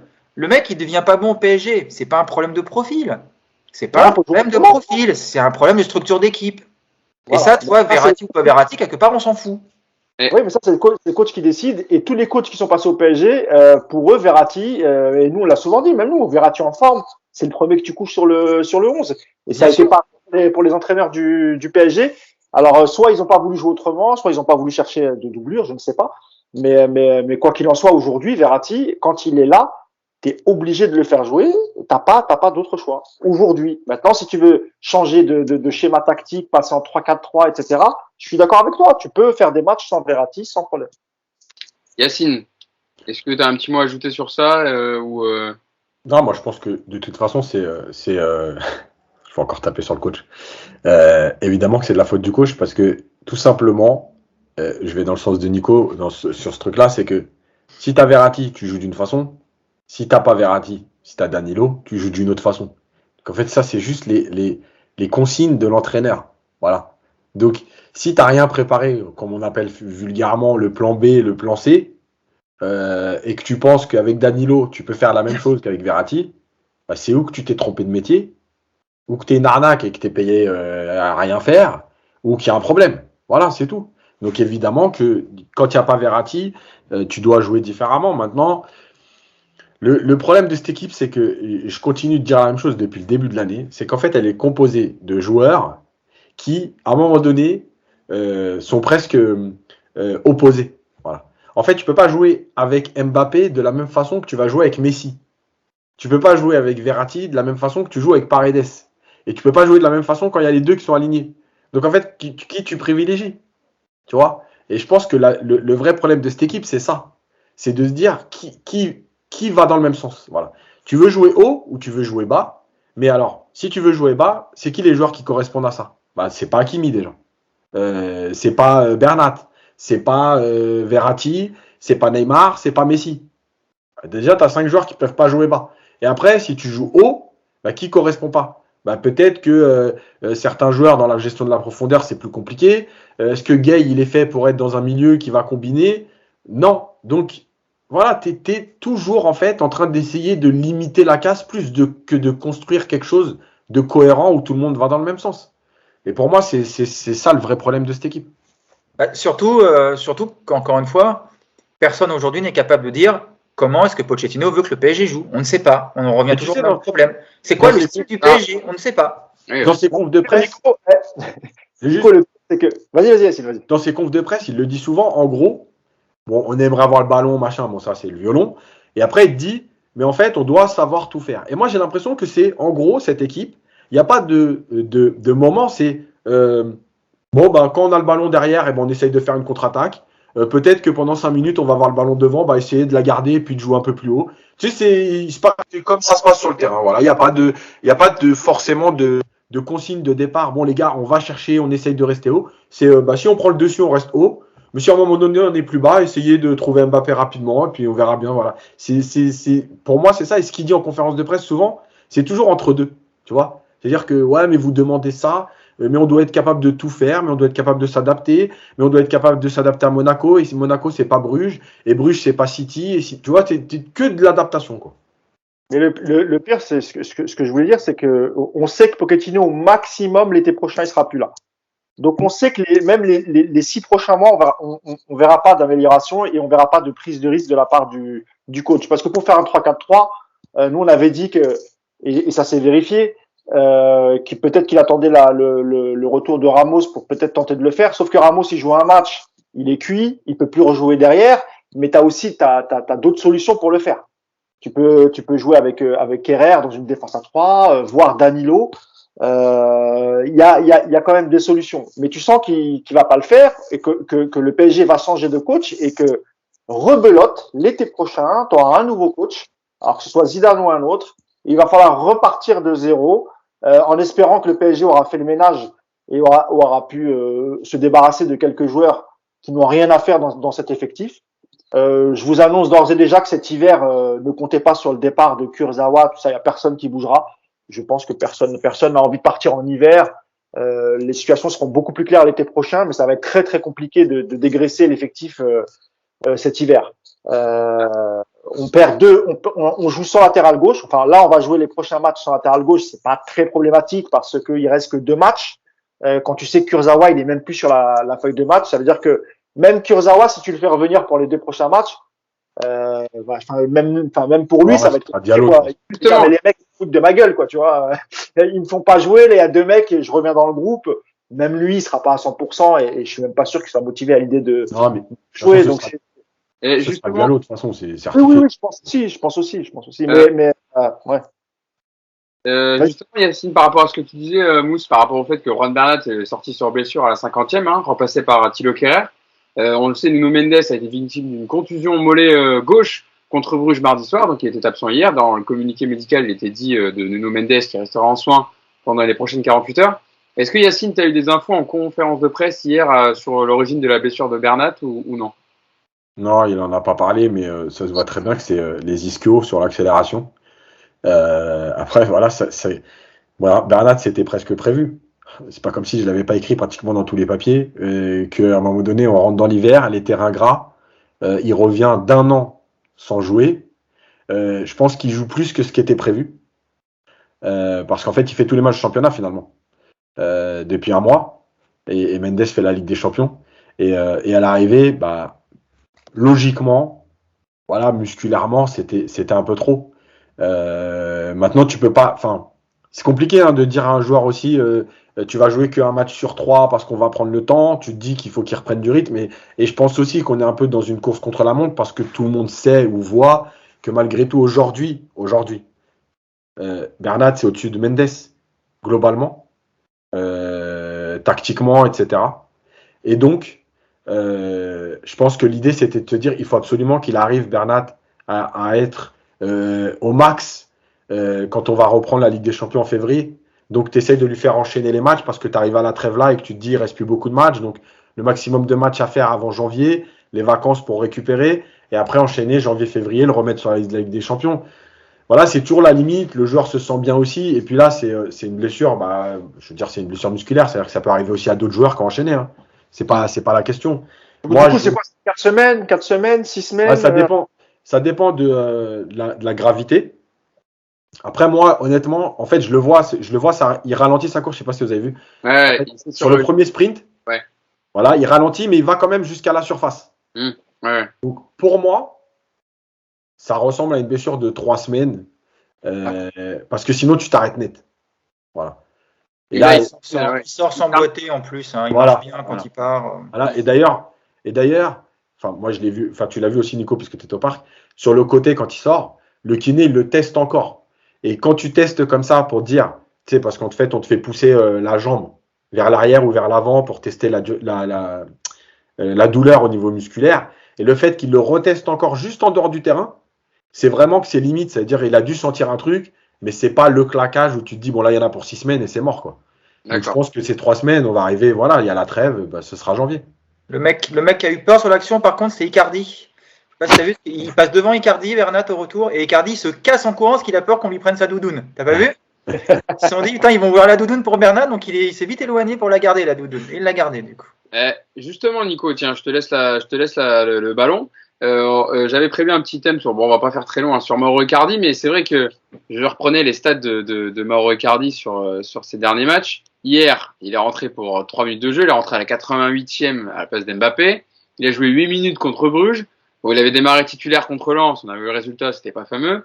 14 minutes contre Nice, il était blessé contre Saint-Etienne, sur le banc contre City, pas rentré, etc. Est-ce que là, on se dirige, en plus apparemment, d'après les infos qui circulent en Italie, même en France, il serait dans l'optique de partir dès janvier, pourquoi pas, apparemment à la Juventus Turin, il voudrait rentrer en Italie. Est-ce qu'en vrai, un départ, c'est pas la meilleure solution pour tout le monde? Alors, je dis pas ça dans le sens où Paris a un effectif pléthorique, en tout cas en attaque, au point de pouvoir se passer de Icardi, mais sur ce qu'il apporte sur le terrain, on se dit, Nico, ça sent la fin quand même. Il apporte ce qu'on lui donne aussi, moi, je pense, sur Icardi. C'est le problème, c'est que, je vous l'ai dit lors du dernier podcast, c'est que... Ah, j'étais pas là, moi. Ouais, puis tu nous as pas écouté, j'ai bien compris. Écoute, on peut pas tout faire, on peut pas être au four au moulin. On travaille. Je vous entends déjà assez, ouais, c'est bon, je les connais, vos avenirs. T'as une équipe qui fait pas de centre. T'as une équipe dont le seul à peu près, le style à peu près qu'on devine, c'est soit Mbappé qui part tout seul, soit Messi qui va rentrer dans l'axe et qui va essayer de combiner avec ses deux potes, à savoir Mbappé et Neymar. Donc, de toute façon, Icardi, dans tous les cas, il est exclu de tous les schémas. Tu as les latéraux qui sont plus servis, donc qui ne centrent plus. Hier, un centre dans le match quand même, Bernat, en première mi-temps, pour Wijnaldum. C'est le seul centre. Cherchez pas, il n'y en a pas eu d'autres. Un centre de la part des latéraux. Donc, Icardi, quand tu le fais rentrer là-dedans pour 5 minutes, c'est sûr qu'il ne peut rien t'apporter. Après, le match à Lens, on voit ses limites dans une équipe qui n'a pas de ballon, qui est bouffée. Mais moi, je l'ai déjà dit, je reste persuadé que dans une équipe... dans un 3-4-3 avec des latéraux très forts sur les côtés en rôle de piston, je suis persuadé qu'un Icardi te ferait un bien fou dans la surface. Maintenant, il a aussi besoin de se sentir concerné par le jeu, par l'équipe. Il a besoin d'être un petit peu plus souvent sur le terrain que 4 minutes par-ci ou 5 minutes par-là. Et tu vends Icardi au mercato, moi je veux bien, mais du coup, si Mbappé se blesse, c'est qui ton avant-centre du coup ça va être que Messi, du coup. Et bon, comme tu as prêté Kalimundo, parce que très fort du Paris Saint-Germain, redemander Kalimundo, donc le racheter sa clause parce qu'il devait partir à Lens, le racheter pour le reprêter après, très intelligent ça. Mais je vous dis qu'il y a trop d'oseille dans ce club. Mais moi je comprends pas comment ils m'ont pas appelé pour me dire on a un peu d'oseille à distribuer en ce moment. T'es en galère. Responsable des doudounes. Tu serais bien responsable des doudounes, toi. C'est Kalimundo qui a insisté pour partir aussi, il faut le dire, parce qu'il n'y avait pas de porte de sortie pour Icardi et qu'il savait très bien que son temps de jeu, avec l'arrivée de Messi, etc., ça allait être très très compliqué pour lui. Et il a eu raison de demander Kalimundo le second prêt à Lens parce qu'il avait joué pas mal de matchs la saison avant.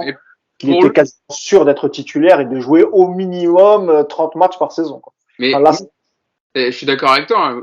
Pour le joueur Kalimundo, pour sa progression, c'est bien. Mais comme je disais à Nico, c'est aussi un départ. Quand je dis ça arrangerait tout le monde, c'est parce qu'aussi Icardi sont plus concernés. Pochettino le met pratiquement jamais ou le fait rentrer que quelques minutes. Donc même pour lui, Icardi, pour se retrouver dans un projet, dans une équipe qui a confiance en lui, le départ serait le bienvenu sûrement aussi pour lui. De toute façon, Hugo, ça va être très compliqué de trouver une équipe qui veuille déjà l'acheter. Et en hiver, c'est impossible. C'est peut-être possible pour un prêt, mais Icardi acceptera un prêt s'il est sûr de continuer dans cette même équipe et de pouvoir essayer, c'est-à-dire une sorte de prêt avec option d'achat et que les équipes se mettent d'accord. Moi, je vois bien ce qu'aime faire la Juve ces dernières années, c'est-à-dire des prêts de 2 ans, prise en charge du salaire, et au bout de 2 ans, tu verses une indemnité genre 25 millions, 30 millions.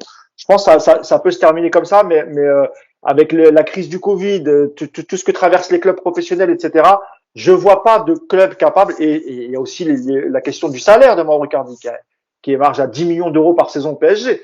Vous imaginez bien que ce soit même la Juve, c'est très compliqué de payer ce type de salaire.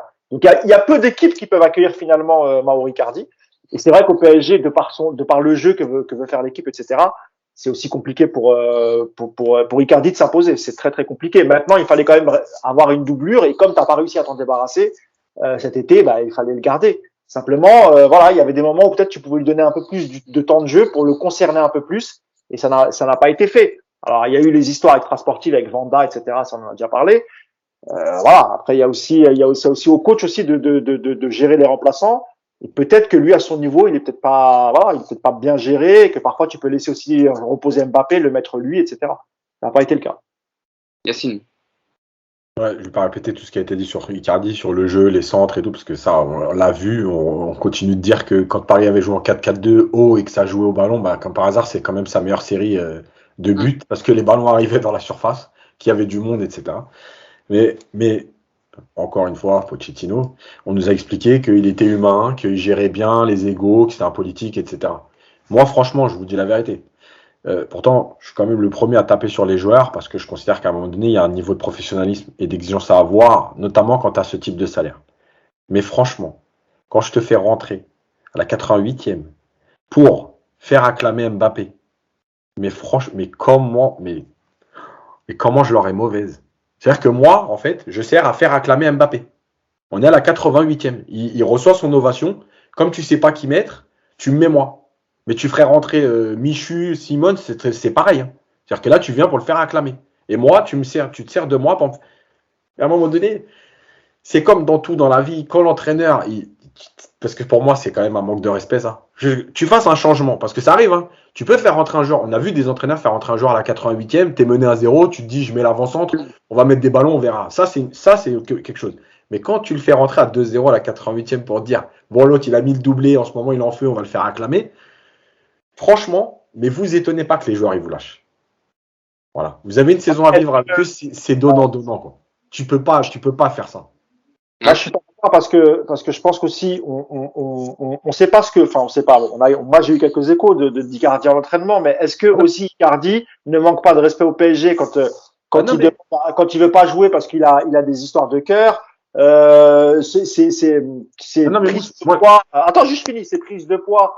Quand il revient en début de saison, il y a beaucoup de choses aussi qu'Icardi ne respecte pas et où il manque de respect envers le PSG. Mais moi, je défends pas Icardi. Hein.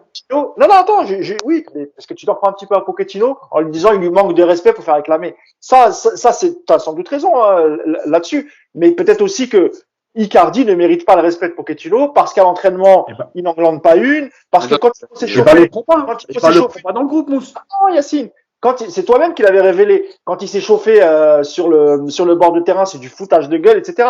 Donc il faut aussi un peu équilibrer, ne pas dire ouais, Pochettino c'est un salaud, il le fait rentrer 2 minutes à la fin. C'est peut-être aussi ce que mérite Icardi, Yacine. Mais non, mais pour moi, il mérite pas de rentrer du tout. C'est-à-dire que quand moi je le vois, tu vois, on en parlait la dernière fois. Quand je le vois s'échauffer, moi je suis le coach. Je lui dis, viens voir. Va au vestiaire. Te prends pas la tête, va au vestiaire, va te réchauffer. Non, mais je te le dis.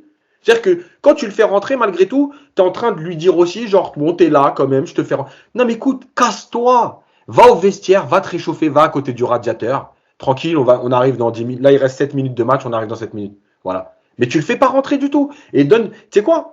Pareil, il manque de respect. Mais reste chez toi. Va parler avec Wanda.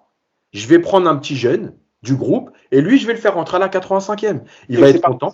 Yacine, mais en fait, rien n'est possible. Ah oui, non, mais je veux dire, quand tu fais un groupe pour un match, tu regardes lui, il est apte physiquement. Évidemment qu'il n'apporte quasiment plus rien, mais il est là, il est dans le groupe, il est obligé de le prendre, Yacine. Il est obligé de le prendre. Il peut pas faire autrement. Après qu'il lui donne du temps de jeu, pas temps de jeu, moi, je regrette qu'il lui en ait pas donné assez pour le concerner plus, en fait. C'est ça qu'il aurait peut-être dû faire pour avoir un Icardi plus concerné et qui retrouve un peu le chemin défilé. Or, t'as préféré le boycotter, le laisser de côté. Bon, il a un salaire, Yacine, tu l'as toujours dit, c'est des joueurs professionnels, ils sont payés.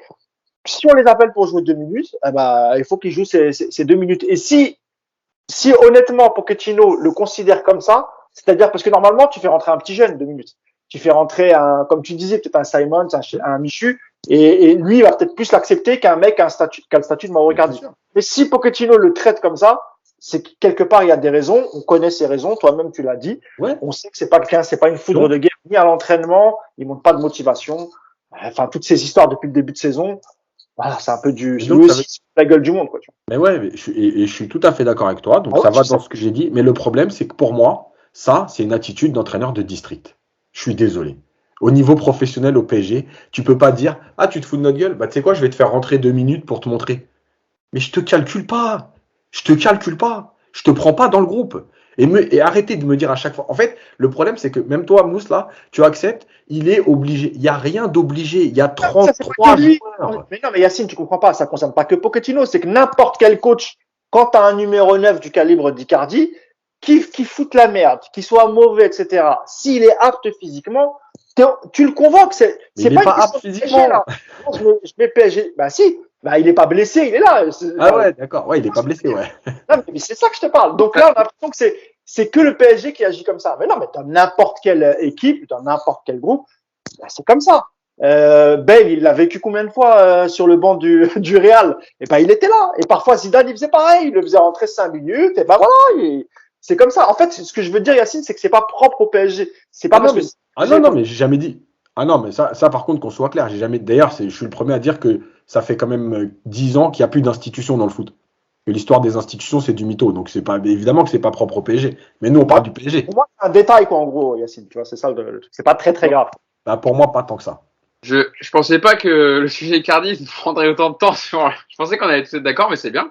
Ça fait vivre le débat sur le podcast comme Je d'habitude. crois qu'on est tous d'accord. Après, pour moi, ça reste, c'est l'ordre du détail, en fait. Tu vois, c'est pas très Non, mais important. je comprends vos deux visions. On est tous d'accord qu'il sert à rien, mais ouais, c'est.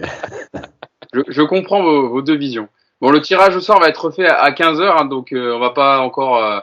On va finir le podcast dans très peu de temps. Nico, non, t'avais rien à rajouter sur ce dossier. T'as commencé le débat Icardi. Est-ce que tu veux faire l'arbitre final?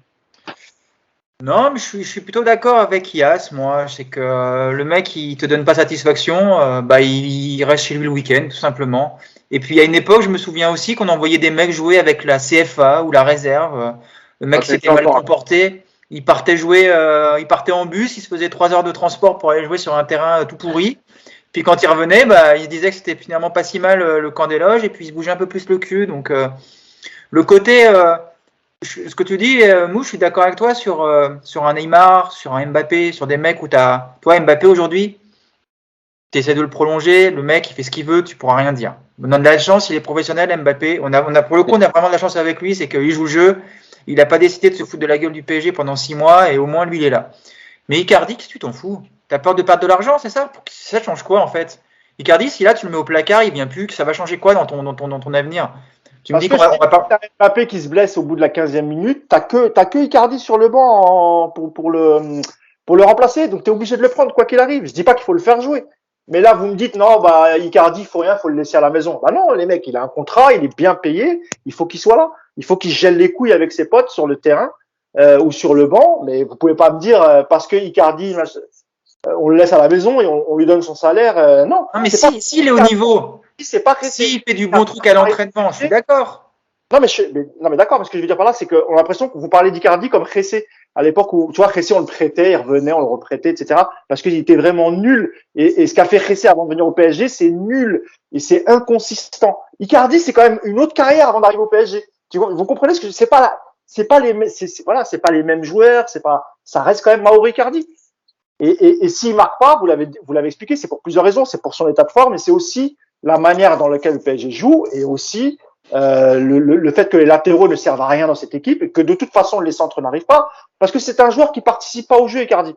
Donc sa place elle est dans la surface. Il faut bien qu'il ait des ballons, mais les ballons n'arrivent pas de toutes les manières. Alors on va croire que je suis le grand avocat d'Icardi, pas du tout parce que je suis d'accord avec vous. Juste je vous trouve sévère sur le statut que vous lui confiez. Voilà, j'ai l'impression que vous le considérez vraiment comme une sous-merde d'Icardi. Et moi, je trouve que c'est pas vraiment le cas. En tout cas, c'est pas juste. Hugo a dit que c'est moi qui devais conclure, donc je conclue. Je t'en prie, pardon. Il a dit que c'était à moi de conclure, hein, donc je reconclue. Moi, j'aime Icardi, encore une fois, je l'ai dit, je trouve que c'est j'aime beaucoup ce joueur. Et je suis persuadé que tu vas le mettre dans une équipe qui va jouer davantage pour lui et il va recommencer à marquer des buts parce que de toute façon, il ne sait faire que ça. C'est une machine à but, ce mec-là. Il en marquait avant de venir au PSG, il en a marqué au début, il en marquera après. La seule chose, c'est ce que disait Yacine, c'est que le faire rentrer 2 minutes pour lui dire ce que tu fais en ce moment, c'est pas satisfaisant, bah, je vais t'humilier un peu parce qu'effectivement, pour un mec comme lui, rentrer 2 minutes, c'est humiliant. Quel est l'intérêt de l'humilier? Tu vas pas le remettre en confiance, tu vas creuser un fossé avec l'entraîneur. Ça n'a aucun intérêt. Donc, soit il est là parce que tu estimes qu'il a sa place dans le groupe, parce qu'il peut t'apporter, et puis bah, tu lui donnes au minimum 20 minutes de jeu, soit tu estimes qu'il n'a pas sa place dans le groupe. Dans ce cas-là, soit il reste sur le banc, ou au pire, il n'est même pas convoqué. Mais c'est vrai que le faire rentrer 2 minutes, ça n'a aucun intérêt, ça n'a aucun sens. Ce genre d'attitude-là, c'est des petits jeunes qui doivent rentrer. Tu fais rentrer un petit Simons là pendant 2 minutes, il va être ravi, il va cavaler partout. Michou, on l'a pu vu sur une pelouse au Parc des Princes depuis le match contre Sochaux, un match amical il y a 1 an et demi. Me dis pas que Michou il peut pas rentrer 5 minutes. Pour toi, c'est ce genre de là que tu as besoin. Ils servent à ça aussi les petits jeunes. Tu veux faire innovation à un mec, faire rentrer un mec comme ça. Je suis d'accord avec vous deux là-dessus, je suis tout à fait d'accord. Après, je trouve que voilà, c'est ça. Bon. Important non plus. Je pense qu'on a été complet. On a entendu en tout cas vos arguments différents et ça fait un beau débat. Je pense que les gens en commentaire vont bien réagir sur le sujet Icardi et tant mieux. D'ailleurs, n'hésitez pas à donner vos commentaires. Je vais en prendre à la gueule. Qu'est-ce que vous feriez d'Icardi si vous étiez à la place des dirigeants parisiens? Prolonger. Voilà, prolonger. Lui redonner. Ils vont déjà prolonger Di Maria. Et comme Kurzawa, lui redonner un contrat de 4 ans et puis voilà, bien comme il faut. Pour ensuite dire, je sais pas si vous avez entendu la petite phrase qu'apparemment aurait lâché en off Kurzawa, je partirai après le mec qui m'a fait prolonger. Ouais. Voilà, donc pour parler de Leonardo, voilà, bon état d'esprit, bonne ambiance. De manière de le remercier, parce que c'était inespéré quand même. Donc, ouais, c'est bizarre. Si c'est vrai, hein, parce que, C'est l'équipe qui l'a sorti, je dis pas que c'est vrai, hein. je dis que c'est bon. Voilà, si c'est vrai. Tu vois, voilà c'est encore autre chose. En tout cas, juste pour les prolongations, on est quand même parti sur une belle politique sportive qui est en train de se renouveler, puisqu'on va prolonger Di Maria. Donc, apparemment, les choses évoluent au PSG. Je suis moins gêné de prolonger Di Maria que des mecs comme Kurzawa, parce que Di Maria, il a toujours eu le bon état d'esprit. Je dis pas qu'il sera, parce que tu parles par rapport au niveau compétitivité sur. Alors, compétitivité, et je suis désolé encore une fois, je vais t'attaquer, mais le bon état d'esprit, ouais, à certains moments, mais rappelez-vous quand Tourelle le met sur le banc, pendant un mois, il fait la gueule. Oui, mais pourquoi aussi? Enfin, pas que par rapport à Tourelle, mais pourquoi quand il est sur le banc, il fait la gueule? Parce que c'est toujours lui le premier sacrifié quand il faut mettre les stars de devant. C'est jamais Neymar qui est sacrifié, c'est jamais Messi depuis qu'il est là, c'est jamais Mbappé. C'est toujours Di Maria qui perd les pots cassés. Quand il faut faire un milieu à 3, c'est lui qui saute devant. Donc au bout d'un moment aussi, tu peux te dire, c'est bien, je suis toujours le premier fusible qui saute. C'est très facile, tu vois. Moi, je peux aussi la tête de Di Maria, je suis plutôt d'accord avec lui. Moi, je lui ferai la gueule aussi, hein. Même les matchs d'après, c'est-à-dire après, ça décide de plus courir. Après, Hugo, tu sais, quand il y a un podcast avec un invité, le premier fusible qui saute, c'est moi. Et je fais pas la gueule. Je peux ne pas faire la gueule, tu vois. Non, mais. Oui, mais connaître son statut, quoi. Nico, est-ce que tu prends 500 000 euros par mois? Bah, pas encore. Mais je peux te dire que déjà, j'aimerais prendre 5 euros, mais même ça, Mousse, il me les donne pas. Déjà, vous les me payez en livres, mais je les ai toujours pas reçus, mes livres. À 500 euros. Alors déjà, l'histoire des livres, on va se calmer, parce que depuis le début, je t'ai dit, on va voir ton adresse. J'ai beau regarder mon WhatsApp, je vois toujours pas ton adresse. J'ai oublié. Si tu me l'envoyer. Ben voilà, merci. Je vais l'envoyer tout de suite, là. J'attends un mea culpa tout de suite. Je m'excuse. Voilà. Je pense qu'à 500 000 euros par mois, tu feras encore moins la gueule. Bah, c'est clair. Oui, c'est vrai. Icardi, il fait pas la gueule en ce moment. Non, je remplace Nico quand il est pas là. C'est-à-dire que je cherche un invité parce qu'il n'est pas disponible, tu vois. Donc, mais sinon, tu restes évidemment, tu es le Mbappé du podcast Paris United. Ouais, c'est gentil. Tu es indiscutable. Par contre, la doudoune, elle a l'air de tenir chaud. Ah oui, parce qu'on voit Icardi. À l'équipement, sur le marketing, le Paris Saint-Germain, rien à dire. Hein. Point de vue matos, marketing et tout, ils sont au top, hein, équipement. Même je pensais même qu'hier, Messi jouerait avec le pull de Noël. Ouais, vous avez vu les. Et toi d'ailleurs, Nico, tu as partagé une photo, la campagne avec Spider-Man qui sort bientôt, No Way Home, avec Tom Newman, l'acteur qui. Alors, je sais pas si c'est lui qui est dans la combi. Hein. Tom Holland, pas Tom Newman. Tom Holland, je dis n'importe quoi. Tom Holland. Je pense pas que c'est lui qui est dans la tenue du non. Spider-Man. Hein, je pense que c'est. Je pense pas que le mec a été se mettre sur le toit du Parc des Princes au mois de décembre pour faire une photo. J'y crois pas trop. Par contre, je crois qu'il y a une photo de lui avec un maillot du PSG. Ouais, il a quand même fait quelques photos au parc, mais il était aussi à la cérémonie du Ballon d'Or et on l'a vu checker Léo Messi et Kylian Mbappé, Tom Holland.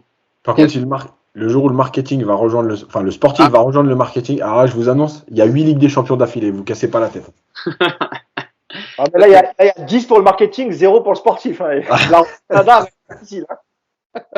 Bon, les amis, est-ce que je pense qu'on a été complet sur ce PSG Monaco? Je pense qu'on a fait même beaucoup plus que ce qu'il méritait, mais on a toujours des choses à dire. On remercie pas l'UEFA, évidemment, parce qu'ils nous ont plombé notre podcast.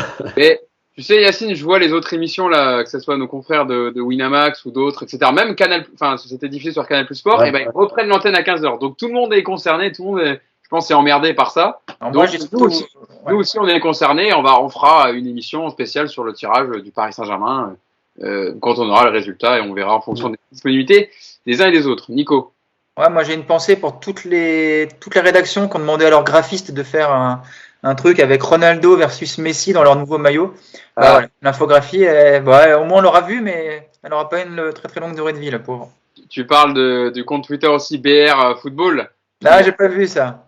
T'as pas vu? Parce que tu sais, le compte Twitter BR Football qui a genre 3 800 000 abonnés a mis une photo avec genre PSG Manchester United, Messi Ronaldo avec le smiley popcorn. Et tout le monde a dit en tweet en gros drame absolu. 7593 visuels qui partent possiblement en fumée par rapport à Messi et Ronaldo. Donc voilà, évidemment, ça aurait fait le bonheur des graphistes pour cet affrontement entre Messi et Ronaldo. Mais donc, peut-être qu'il... après, ça peut retomber PSG Manchester United. On est d'accord? Bon, on ira à Munich, c'est bien. Munich en février, c'est sympa, les gars. Non, mais tirer Manchester, ça m'allait. Mais alors, les 2 mois de Messi et Ronaldo, je vous dis honnêtement, je pense que... Il aurait clamsé avant, Yacine. J'aurais vomi. Bon, alors peut-être qu'on n'aura pas ça. Surtout que cette rivalité ne nous concerne en aucun cas, donc je suis d'accord avec Cassine, on en aurait bouffé. Alors c'est une rivalité Real-Barça. Ancienne, voilà. Voilà, c'est sympa à voir. Hein. Ça aurait été pratique parce que tu pouvais laisser Pochettino directement à Old Trafford au retour, quoi. Tu pouvais rentrer sans lui, t'économiser un billet d'avion. C'est le seul truc qui aurait été bien. En tout cas, on sait pas. les amis du podcast, ceux qui nous regardent et nous-mêmes, on va regarder tranquillement ce deuxième donc tirage au sort des huitièmes de finale Ligue des Champions qui va être refait à 15h. Et puis, vous pouvez déjà vous délecter de ce podcast sur le débrief de PSG Monaco. Je sais pas comment on va l'appeler, le titre. Hein. Je sais pas si on va mettre débrief, tirage au sort, mais arrêtez le podcast parce que machin. Non, merci l'UEFA. On mettra merci l'UEFA.